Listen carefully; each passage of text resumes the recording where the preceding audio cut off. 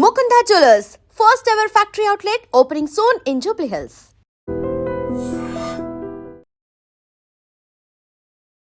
Hi hello నమస్తే, నేను మీ యాంకర్ శివ.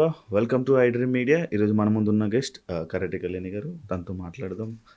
ఎప్పటి నుంచో ఇంటర్వ్యూ చేయాలని అనుకుండే కానీ కుదరలే. ఫైనల్గా నా ముందుకు వచ్చారు. చాలా విషయాలు మాట్లాడాలి, అన్నీ తన నోట్లో నుంచే మనకు తెలియని విషయాలు తెలుసుకునే ప్రయత్నం అయితే చేద్దాం. హాయ్ అండి, ఎలా ఉన్నారు? హలో, బాగున్నాను శివ. బాగున్నారా? Ex Bigg Boss contestant. Yes. మొన్న ఇది ఇండస్ట్రీకి సంబంధించింది మాట్లాడాను. రాజేంద్ర ప్రసాద్ గారు అప్పుడప్పుడు స్పీచ్ల్లో కొన్ని వివాదాల్లో ఇలా చిక్కుంటాడు. రీసెంట్ టైమ్స్లో కూడా మళ్ళీ ఒకటి అయింది. మీరు ఎప్పుడు మాట్లాడలేదు? ఆయన పెద్ద ఆయన అని అందరూ, ఆయనకి ఈ మధ్య కొంచెం షాక్ తగిలింది కదా, కూతురు అవన్నీ జరగడంతోనే ఆయన కొంచెం అన్ని కొంచెం మైండ్, మామూలుగా కూడా ఆయన కొంచెం తొందరగా మాట అంటారు. ఈజీ గోయింగ్, ఆయన ఈజీగా అనేస్తారు. నేను కూడా ఉంటే ఏంటే కళ్యాణి అని పిలుస్తారు నన్ను కూడా.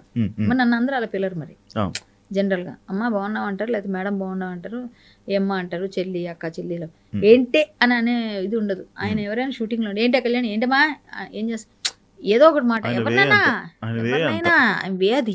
సో ఏంటంటే ఆయన ఈజీ అలా అనకూడదని తెలుసు ఆయనకి, పెద్ద ఆయన.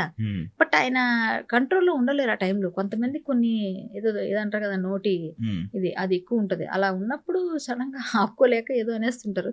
కానీ పెద్ద ఆయన మాత్రం బాగా సమన్వయం పాటించారు బ్రహ్మానందం గారు. మామూలుగా అయితే ఆయన కూడా గట్టిగా ఇచ్చేస్తారు, ఆయన కూడా గట్టిగా రియాక్ట్ అయిపోతారు. కానీ సమన్వయం పాటించారు. ఎందుకంటే వీళ్ళందరూ ఆయనకి సపోర్ట్ చేశారు ఒకప్పుడు. అంటే బ్రహ్మానందం గారికి వీళ్ళందరూ చేయూతలు ఇచ్చిన వాళ్ళు కాబట్టి ఆ కృతజ్ఞత, మేబీ ఆ భక్తి అన్నీ ఉన్నాయి. కానీ మనసులో బాధపడిన జనాలందరూ తిట్టేస్తున్నారు కదా, ఈయన బదులు ఆయన వాళ్ళు తిట్టేస్తున్నారు. సో ఆయనని మనం ఏమన్నా కూడా పెద్ద ఆయన అన్నీ తెలుసు, అందరూ నా వాళ్ళే, వీళ్ళు నా ఇంట్లో మనుషులు, వీళ్ళు నా ఫ్యామిలీ, మూవీ ఇండస్ట్రీ అంతా. సో వీళ్ళందరికీ నేనే ఇది చేసా. నేను కూడా ఆయనతో కలిసి చాలా యాక్ట్ చేశాను. రాజేంద్ర ప్రసాద్ గారితో కలిసి మేము చాలాసార్లు కలుస్తాము. అది అంటే ఈ మా అసోసియేషన్ బయట ఏదైనా ఫంక్షన్స్లో బాగా మాట్లాడతారు. నేను గాలి సంపత్ అనుకుంటా అరకులో షూటింగ్ చేసాం. 3 years అయిపోయిందేమో, 3 years ఎంత అయింది ఆ సినిమా వచ్చి, 3-4 years అయింది. మా నాన్నగారు ఉన్నారు అప్పుడు. నాన్నగారు ఉండగానే నాన్నగారు వెళ్ళిపోయి 4 సంవత్సరాలు అయింది. ఆ టైంలోనే రిలీజ్ కూడా అయింది ఆయన ఎండింగ్లో. ఆ సినిమా చూసారు నాది మా నాన్నగారు లాస్ట్, గాలి సంపత్. సో గాలి సంపత్లో అరకెళ్ళి చేసాం. అప్పుడు రాజేంద్ర ప్రసాద్ గారు కాంబినేషన్ అంతా నాకు. సో నేను అందులో మంచి క్యారెక్టర్ చేశాను. శ్రీ విష్ణు హీరో, అది అనిల్ రావుపూడి గారు డైరెక్టర్. సో ఆ సినిమాలో చేసేటప్పుడు మేము కలిసి భోజనం, ఆయన అంతా ఫుడ్ పెడతారు, ప్రసాదాలు తెచ్చి పెడతారు, అందరికి బాగా చూసుకుంటారు. బాగా యాక్టింగ్ చేసేప్పుడు కూడా మనకు సపోర్ట్ చేస్తారు. ఇలా చెప్పు డైలాగ్, అలా అవన్నీ ఉంటాయి. మళ్ళీ మనం ఏదైనా తప్పు చేసినాం, బాగా చేసాం చేస్తే కూడా బాగా చెప్పావు అంటారు. అంటే ఆయన అన్ని విధాలుగా మంచి ఆయనే. కానీ ఏం చెప్తాం అలాంటి పెద్దోళ్ళ గురించి? తప్పు అని అనలేము, తప్పు ఆయన విధానం అది అని చెప్పలేము. అది తప్పు పట్టే విధంగా ఉంది కాబట్టి పెద్దవాళ్ళని మనం ఏమని తప్పు పడతాం.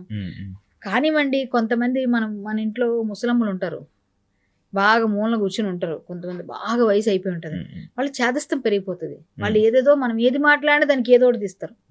సో వాళ్ళకన్నీ చిన్నప్పుడు నీకు అది చేయలేదరా, నేను ఇది చేయలేదరా అని వస్తాయి. అప్పుడు మనం ఏమంటాం, సరే నువ్వే చేసేవాలే అని వదిలేస్తే అయిపోయింది, లేకపోతే పెద్ద గొడవ. సో ఆయన ఒక పెద్ద ఇండస్ట్రీకి ముసలాయన అయిపోయారు, పెద్ద ఆయన అయిపోయారు, చేదస్తం పెరిగింది. ఆయన ఏం మాట్లాడినా పట్టించుకోకూడదు అంటాను నేనైతే అది పట్టించుకో. అంటే 1918లో ఒక అమ్మాయిని చదివించుకోవడమే కష్టం. అలాంటి టైంలో మీరు చాలా కళలు, లైక్ సింగింగ్ కానీ, అంటే చదివించడమే కష్టం. అలాంటి టైంలోనే హరికథలు, పాటని కానీ, డ్యాన్స్లని కానీ ఇవన్నీ నేర్చుకునే ఇది, అంటే అటు సైడ్ ఎలా వెళ్ళారు, ఎలా రాగలిగారు అని? చిన్నప్పటి నుంచి నేను హరికథ వింటూ పెరిగాను ఇంట్లోనే. సో నేను ఆ వింటూ పెరుగుతున్నప్పుడు నాన్నగారు హరికథ నాకు చిన్నప్పటి నుంచి, మా నాన్నగారు మృదంగం వాయించడం, మృదంగం ఆల్ ఇండియా రేడియో మృదంగ విద్వాన్. ఆయన పెద్ద పెద్ద హరిదాసులకి, అప్పుడున్న పెద్ద పెద్ద హరిదాసులకి నాన్నగారు మృదంగిస్ట్. ఇప్పుడు పద్మశ్రీ వచ్చి మొన్న కాలం చేశారు ఒక ఆయన, ఆయనకు కూడా ఎన్నో వేల కథలు నాన్నగారు చాలా పెద్ద మృదంగిస్ట్. అంటే వాళ్ళందరి దృష్టిలో నాన్నగారు ఉంటే ఏదన్నా ముందుకెళ్ళిపోద్ది అన్నంత మంచి పేరు నాన్నగారు. చాలా టాలెంటెడ్, మంచి గాత్రం, ఘంటసాల గారి గాత్రంలో ఉంటుంది నాన్నగారు. అందుకే ఆయన అలా పాడేవారు ఘంటసాల గారి పాటలు. మేము కూడా నేర్చుకునేవాళ్ళం. సో తమ్ముడు నేను ఇద్దరం చాలా చిన్నోళ్ళం. తమ్ముడికి అంతే 1 year, మీరు చెప్పిన 80కి. సో నాకు వాడికి 1 year డిఫరెన్స్. సో నేను ఏమంటానంటే ఇప్పుడు ఈ విధంగా మేము చిన్నప్పుడు నేను 80 అంటే ఆ 80s మొత్తం 80s నేను అసలు ఇంకా చిన్న నేనెంతండి చాలా చిన్న లేదు 1989కి 10 years కూడా లేవు, ఆ 10 years ఉంటాయి అలా అనుకుందాం. అదే సో నేను ఇప్పుడు ఆ టైంలో హరికథ నేర్చుకోవడం మొదలు పెట్టాను కదా, విన్నాను. సో అనుకుందాం నేను ఆ 80sకి చిన్న పిల్లని. సో నేను 94, 95 ఆ టైంలో నా 10th క్లాసు, ఆ టైంలో నేను అలా ఉన్నాను కాబట్టి నేను అప్పటికి కరాటే నేర్చుకున్నాను, హరికథ నేర్చుకున్నాను. చదివించడం కష్టం, మా ఇంట్లో మేము కష్టాలు పడి వచ్చాం. మా నాన్నగారు చాలా కష్టపడి మమ్మల్ని పెంచారు. మాకు ఫుడ్ తినడానికి కష్టపడాల్సిన రోజులే అవన్నీ. ఓపెన్ గా చెప్పాలంటే మీ 2 పిల్లల్ని పెంచాలి, వాళ్ళు బాగా చదువుకోవాలి. కాబట్టి నాన్నగారు రాత్రి పగలు హరికథలు చెప్పేవారు, వెళ్ళి మృదంగం వాయించేవారు. పల్లెటూరుకు వెళ్ళి మా నాన్నగారు కోతలు నూర్పులు అయినప్పుడు వెళ్ళి రామనామస్మరణ చేసి హరికథ చెప్పి మా తమ్ముడు చిన్న డోలక్ పట్టుకొని వెనక సపోర్ట్కి వెళ్ళేవాడు. వీళ్ళిద్దరు సైకిల్ మీద వెళ్ళి 20 కిలోమీటర్లు 10 కిలోమీటర్ రేడియస్ లో ఉన్న అన్ని ఊర్లకి వెళ్ళి ఆ రామాలయం దగ్గర రామాని రామనామ కీర్తన చేసి రాముడి గురించి పాడి రామ సంకీర్తన చేస్తే నచ్చిన వాళ్ళు వచ్చి హరికథ చెప్పారు కదా అని విన్నవాళ్ళు, ఎవరికో మనసు కరిగి ఆ పాట బాగుంది అంటే నాన్నగారు ఓంకారనాదాలు లేకపోతే శంకర నాద శరీర పాడితే మైక్లో అలా జనాలందరూ వచ్చి కూర్చుండిపోయారట. ఆ పాట విని వచ్చేసేవారు, అంత మంచి గాత్రం నాన్నది. సో వచ్చి మా పిల్లలు ఫీజులు కట్టుకోవాలి కదా అని ఆయన కష్టపడితే ఈ రోజు కరాటే కళ్యాణ్ ఉంది.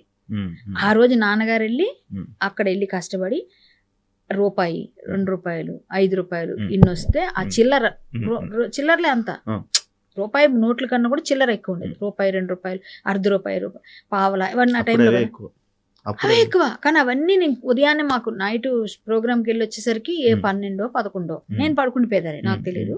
సో తమ్ముడు నాన్నగారు నిద్ర ఉండేది కదా, వాడు పాపం చిన్నప్పుడు వచ్చేవాడు, నాన్నగారితో పాటు వచ్చాడు. ఇలా సైకిల్ మీద కూర్చుని నిద్రపోతుంటే ఇలా ముందును కూర్చోబెట్టి తక్కువ వచ్చేవాడు. 11 అంతే, అప్పుడు 11 అంటే నిద్రపోవడం అంటే ఎక్కువ. 9కి 7కి మొదలు పెట్టినా 7కి మొదలు పెట్టినా కవిట్లో మా తాతగారు శ్రీకాకుళం 7:30కి అక్కడ పడుకునేవాళ్ళు. మా ఇంట్లో కూడా అంతే 9 లోపల. ఇప్పుడు కూడా అప్పుడు మేము 7-8 గంటలకు పడుకునేవాళ్ళం చిన్నపిల్లలం కాబట్టి, ఎవరైనా అంతే అప్పుడు ఆ ఊరిలో. సో నాన్నగారు 10, 10:30, 11కి వచ్చేవారు. నేను పడుకునేది నిద్రలోనే. ఉదయం లేచాక నేను తమ్ముడు ఇద్దరు లెక్క పెట్టడం అవన్నీ. 20 వచ్చింది, 30 రూపాయలు వచ్చింది, 50 రూపాయలు, ఇవన్నీ మా అమ్మ జాగ్రత్త చేసి చిట్టీలు కట్టి లేకపోతే అవి చేసి ఇవి చేసి మా ఫీజులు కట్టి, ఏదో పుస్తకాలకి వాటికి ఫీజులు పెద్ద ఉండవు, గవర్నమెంట్ స్కూల్లోనే చదివాం కాబట్టి. కానీ పుస్తకాలు బట్టలు ఉంటాయి కదా కామన్గా, మా పిల్లలు బాగా పెరగాలి అని అట్లా మమ్మల్ని అందరినీ కష్టపడి నాన్నగారు చదివిస్తే మా తమ్ముడిని నన్ను ఈ రోజు తమ్ముడు కానీ నేను కానీ ఒక స్థాయిలో ఉన్నాం. మేము ఏ చెడు అలవాట్లకి మేము వెళ్ళలేదు. ఎందుకు అంటే కష్టాలు చూసాం. మనకి ఇప్పుడు ఇండస్ట్రీలో వచ్చి 25 సంవత్సరాలు పబ్బు తెలియదు, ఏదైనా రిలీజ్ ఫంక్షన్స్ కి వాటికి వెళ్ళడం తప్ప పర్సనల్ గా నేను ఎప్పుడు నేను ఎప్పుడు వెళ్ళి చూసుంటాను, ఎక్కడ కనిపించాను నేను ఎప్పుడైనా, ఏ పార్టీలో కనిపిస్తానా? కనిపించండి. ఎందుకంటే నేను అది కాదు. నేను ఎంతసేపు ఆర్థడాక్స్ ఫ్యామిలీ నుంచి వచ్చామా, మా నాన్నగారు మా అమ్మగారు సంగీతం విద్య ఎలాగా హరికథ అవన్నీ పట్టేసాయి, మన సంప్రదాయం వీటితోనే ఉన్నానేమో. నేను అలాగే నాకు చిన్న చిన్న ఇండస్ట్రీకి వచ్చాక అనిపిస్తుంటాయి. కానీ ఏ రోజు మనం విచిత్రమైన పోకళ్ళకి పోకుండా ఇప్పటి వరకు అలాగే 25 years లో నేను ఇలాగే ఉన్నాను. నన్ను తిట్టేవాడు క్యారెక్టర్స్ చూసి క్యారెక్టర్ నాది అనుకుంటే ఎట్లా? యాక్చువల్లీ అదే క్వశ్చన్ నాది ఇప్పుడు. అంటే మీరు ఇంత మంచి ఫ్యామిలీ నుంచి వచ్చి అంటే సినిమా ఇండస్ట్రీలో ఇలాంటి క్యారెక్టర్స్ వేయడం ఏంటి కళ్యాణి గారు అని అంటే? కరెక్టే. నేను వచ్చినప్పుడు నా వెనక ఎవరు లేరు, నాకు బ్యాక్ బోన్ ఎవరు లేరు. నేను వచ్చినప్పుడు నన్ను విజయనగరం నుంచి విచిత్రంగా వచ్చాను. నేను ఎట్లా అంటే నేను సింగర్ అవుదాం అనుకున్నాను. అక్కడ నేను పాటలు పాడుతున్నప్పుడే చూసిన ఒక వ్యక్తి, సీనియర్ జర్నలిస్ట్ అంటారు. అవును, పేర్లు చెప్పను నేను. సో ఓ జర్నలిస్ట్ చూసి ఆయన నన్ను నువ్వు ఇక్కడ కన్నా అక్కడే ఉండాలి హైదరాబాద్లో అని చెప్పి వాళ్ళ బావగారికి చెప్పి ఆయనకి చెప్పి ఇలా ఒక అమ్మాయి బాగుంది. అప్పుడు నేను చాలా బాగుండేదని. సో అప్పుడు సన్నగా స్లిమ్గా హీరోయిన్ మెటీరియల్లా ఉండేదని. సో చూసిన వాళ్ళు నాకు పెద్ద లైన్ ఫాలోయింగే, ఇప్పటికీ ఉంది అప్పటికీ ఉంది, అది వదిలే. కానీ సో అప్పుడు బాగా చిన్నప్పుడు ఉండే ఇది వేరుంటుంది కదా, వాళ్ళందరూ బాగా పాడుతుంది ఈ అమ్మాయి, బాగా మాట్లాడుతుంది, యాంకరింగ్ చేస్తుంది అని అట్లా టైంలో ఆయన అడిగితే నాకు ఇంట్రెస్ట్ లేదు. ఫస్ట్ నాకు 16 years ఉన్నప్పుడు ఒక ఆయన అడిగారు నాటకాలు, ఆయన మా విజయనగరంలో. కానీ అమ్మో విజయనగరం నుంచి హైదరాబాద్ ఎవరు లేరు తెలియదు, మేము రావనేసాం. మా నాన్నగారు కూడా పంపించిన వేశారు. సో నేను అప్పుడే 16 సంవత్సరాలు అప్పుడు రాలేకపోయాను. Hmm. కొంచెం 18, 19 వచ్చినప్పుడు ఈయన వచ్చాడు. ఈయన వచ్చి అడిగారు నన్ను, నాకు 20 ఉంటాయి, 18, 19, 20 వచ్చింది అప్పటికి. సో అడిగారు, అప్పుడు కూడా కొంచెం అటు ఇటు అయింది. అయిన తర్వాత ఇంకా 21 పడుతున్నాయి, అప్పుడు ఈయన వచ్చి అడిగారు అనమాట, రావాలి మీరు, మంచి క్యారెక్టర్ ఉందంట. అంటే ఒకసారి వెళ్ళు, మా మామయ్య మా అత్త అందరూ అన్నారు, వెళ్ళు, అమ్మ నాన్నలు కూడా, నచ్చకపోతే వెనక్కి వచ్చే, మన హరికథలు ఉన్నాయి. అప్పటికి నేను కరాటే టీచర్ని గురుకుల పాఠశాలలో, నేను బ్లాక్ బెల్ట్ కదా, నేను నేషనల్ 4 times గోల్డ్ మెడల్స్ వచ్చాయి అప్పటికి నాకు. సో కరాటే గురుకుల పాఠశాలలో నెల్లిమర్ల అనే ఊరు దగ్గర, నీకు తెలిసి ఉంటుంది నెల్లిమర్ల, ఆ ఊర్లో నేను గురుకుల పాఠశాల 200 మంది అమ్మాయిలకి క్లాసెస్ చెప్పేదాన్ని కరాటే. సో నేను వెళ్తుండేదాన్ని. సో క్లాసెస్ బయట కూడా చాలా చెప్తున్నాను, బాగానే డబ్బులు, నెలకి 100 రూపాయలు కట్టిన వాళ్ళు మాకు బాగానే వచ్చేది. నాకు ఒక అప్పట్లోనే 5-6 వేలు సంపాదించేది నేను ఊళ్ళో బాగా. ఎందుకంటే నాకు బండి కూడా నేను కొనుక్కున్నాను. అంటే చెప్తున్నాను బాగా, నేను కరాటే టీచర్ని కదా, 200 మంది చెప్తున్నాము, అందులో మా మాస్టర్కి ఇచ్చేసిన కొంచెం నాకు వచ్చేది. నెక్స్ట్ హరికథ ఆర్కెస్ట్రా పాటలు పాడేదాన్ని, సినిమాలు, నేను రోషన్ లాల్ ఆర్కెస్ట్రా అవన్నీ పాడేదాన్ని. సో నాకు డబ్బులు నేను ఎర్న్ చేస్తున్నాను, చిన్నప్పటి నుంచి ఎర్న్ చేస్తున్నాను. నా చేతిలో డబ్బులు ఉన్నాయి. నాన్నగారికి నేను ఎప్పుడూ చన్నీళ్ళు వేణీళ్ళగా నేను ఒక 13 years, నాకు 13 years ఉన్నప్పటి నుంచి నాన్నగారికి నేను ఎర్నింగ్స్ చేసి ఇస్తున్నాను, హరికథ చెప్తున్నాను కదా.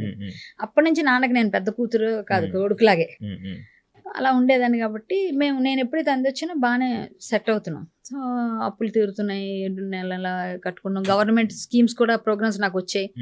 ఈ అక్షర విజయం అలాంటిది హరికథలు పథకాల మీద చెప్పడం, అది కూడా నేను సెలెక్ట్ అయ్యాను. గవర్నమెంట్ నెలకి 4500 ఇచ్చేవారు, 8 ప్రోగ్రామ్స్ ఎన్నో చేసేవాళ్ళు. నాన్నగారికి నాకు ఇద్దరికి వచ్చి 9000 వచ్చేది. అప్పుడు బోల్డ్ డబ్బులు అవి 9000 అంటే. సో ఆ టైంలో నేను చాలా అన్ని విధాలుగా సెట్ అయ్యాను. సో అప్పుడు కొంచెం డబ్బులు బాగానే ఉన్నాయి కదా, ఎందుకు అక్కడికి అన్నట్టు అన్నారు. అంటే వస్తున్నాయి కదా, ఇప్పుడిప్పుడు సెట్ అవుతున్నాం కదమ్మా అంటే, కష్టాలు ఉన్నాయి, అప్పులు ఉన్నాయి కొన్ని, కానీ నాకు కూడా అమ్మ కొంచెం ఫోన్లో సినిమాల్లో ఎందుకు అడిగారు ఆయన, చూద్దాం. నాకు జాతకంలో చెప్పారు మీ అమ్మ ఇండస్ట్రీకి వెళ్తుంది. నేనేంటి విజయనగరంలో పుట్టాను, నేను అక్కడ హైదరాబాద్ వెళ్ళి చిరంజీవి గారి సినిమాలు, బాలకృష్ణ గారు, బ్రహ్మానంద గారి సినిమాలు అన్ని మాకు శుక్రవారం కమ్యూనిటీ హాల్ దగ్గర వేస్తే ఇలా చూసేవాళ్ళం మేము. చిత్రలహరి అవన్నీ కుర్చీలు వేసుకొని కొట్టుకొని కూర్చునేవాళ్ళం. చిత్రలహరికి చైర్ వేసుకొని మేమందరం ముందే ఆక్యుపై చేసుకుని ఫ్రంట్ రోలో మాకు టీవీ కనిపించాలి, టీవీ పెట్టేవారు, 1 India టీవీ డోర్లు చిన్నప్పుడు. సో అవన్నీ చూడడానికి మా ఇంట్లో టీవీ కూడా ఉండేది కదా ఆ టైంలో. సో పక్కింట్లో చూసేవాళ్ళం, లేకపోతే కమ్యూనిటీ హాల్ దగ్గర రోజు చిత్రలహరి శుక్రవారం ఇప్పుడు వస్తుంది సాయంత్రం, ఆ టైంలో చూసేవాళ్ళం. ఈ హనుమాను లేకపోతే మహాభారతం అన్ని వచ్చేవి, చూసేవాళ్ళం అన్నమాట. జంగిల్ బుక్ అని ఇలాంటివి.